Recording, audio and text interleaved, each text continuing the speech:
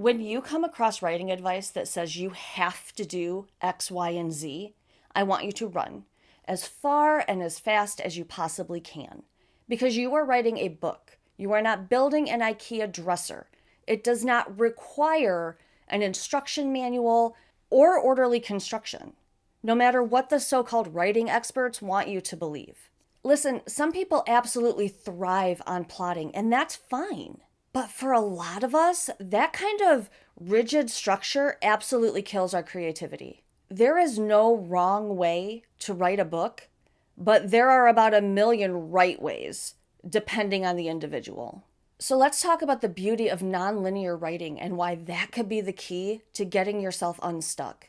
Because look, I may not know where my keys are, but I know for sure I don't require an Allen wrench to bring my book into fruition.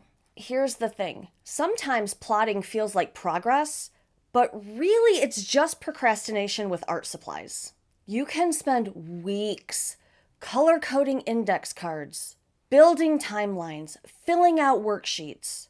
But at the end of the day, you still don't have a single word written. You just have a wall that looks like a serial killer investigation board and a stack of beautiful post-it notes and index cards that have now become a to-do list instead of a spark of inspiration. And listen, for some people, that is their process and it works. If that's you, amazing. Keep doing that. What are you doing here? But for the rest of us, that kind of structure is like a corset. It's tight, it's restrictive, and it makes it impossible to breathe, let alone create. Cute for Bridgerton, torture for pantsers. So what even is nonlinear writing? Well, basically it's just permission to write messy. It means you don't have to start at chapter 1 and march your way down an assembly line. You can absolutely start with the scene that is burning a hole in your head and your heart.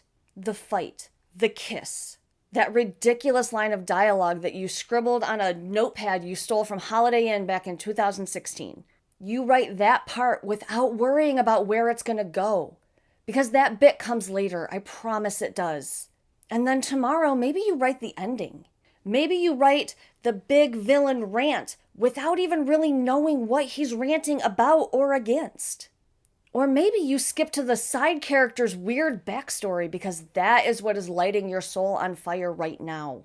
That is nonlinear writing. It's writing out of order. It's allowing yourself to be messy and to be chaotic, but it's getting words on a page.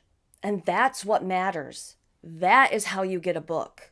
When you follow the excitement, you get momentum, and momentum keeps you writing. Forcing yourself to grind through chapter 2 when all you want to write is chapter 12, that's like making yourself eat kale when all you really want is tacos.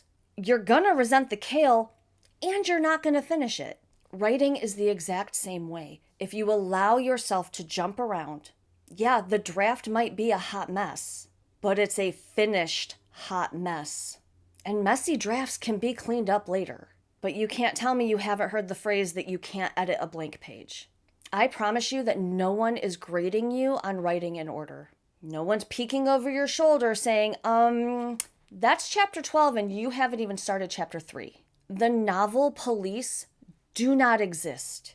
You are safe. And listen, I'm not saying throw out every single tool. Outlines, beat sheets, story structure, they're useful when you're ready for them, if you're ever ready for them. I very rarely even use tools like this because I am an intuitive writer. Something in my brain chemistry allows me to untangle and reweave my random notes into a cohesive story. And unfortunately, that's not something I can teach. It's part of why I resist doing full-on writing videos like this. Because yeah, I've written and published over 130 romance novels, but no one is as surprised as I am every single time I finish one. Because on paper, my process shouldn't work. It is absolute feral chaos. But the more I thought about it, the more I realized that maybe that's exactly why I do need to do writing videos. Listen, there are 1,000,001 other videos here on YouTube that will tell you how to plot a novel. They will tell you how to craft a scene. They'll tell you how to create character sheets and how to fluff with grammar and syntax, because that's easy content to make. It's a structure and an instruction manual, and creators can crank that shit out like an assembly line.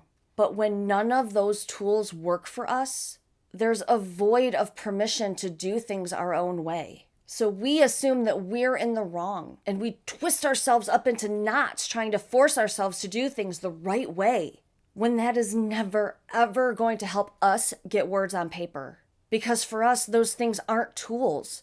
They're handcuffs. Look, I can absolutely sit here and give you the most basic plot structure dating back to 450 BC with Euripides. And maybe it even goes further back than that. I don't know, because I don't care. But Act 1, you chase the hero up a tree. Act 2, you throw rocks at him. And Act 3, you bring him down from the tree. There you go. That's how you structure a novel. Please like and subscribe. But knowing that is never going to help a chaos gremlin write a book. That is just a recipe for overthinking and underdoing.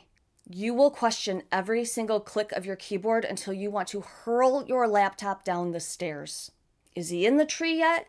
Am I throwing rocks or am I still chasing? What kind of tree is it? Does that even matter? Well, of course it matters, because I need to know, are the leaves tickling his feet or are they needles stabbing him in the arm? When is peak foliage season this year? Do you have any words yet? Whereas with nonlinear writing, it tells your brain, hey, you don't want to play by the rules? Cool. Well, let's just break them because they are bullshit anyway.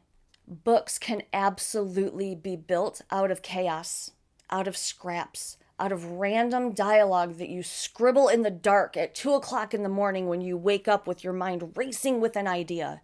You can stitch it all together later, but you can't stitch what you don't write. So if you have been waiting for the perfect outline, or the perfect note card setup, or the perfect planner with the perfect stickers, let me save you some time and a whole lot of grief. You do not need a flat pack instruction manual to write a book. You just need to write the parts that light you up, in whatever order they show up for you. That's the advice I wish someone had given me years ago when I was first starting. And maybe me telling you that it's okay to do that will help you get unstuck too. Because yes, a color-coded plotboard is beautiful. A world map is a delight to behold. Knowing that your main character loves peanut butter but hates white chocolate feels like depth.